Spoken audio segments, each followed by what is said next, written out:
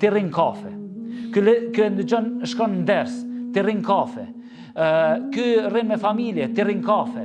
Unë s'tom se më ndalu me nejtë në kafe. Ama jo me qenë kjo, me thonë, dalë para Allah subhanahu wa taala dhe ndel në libri jem se Serati ka qëndru 6 orë në ditë në kafe, 3 orë në ditë në kafe. A me Kur'an ka qëndru 3 minuta e gjys. Namaz ka qëndru 32 minuta. Nuk është në rregull. Suksesi të cilin do të arrijnë njerëzit në ditën e gjykimit, po dhe suksesi që arrijnë njerëzit në këtë dunja, është rezultati i shfrytëzimit të kohës që e bëjnë ata në momentin ku tjerët e humbin kohën. Dhe për çdo ditë ka 1 orë, për çdo ditë ka 2 orë, mblidhin atje për 365 ditë, 365 orë.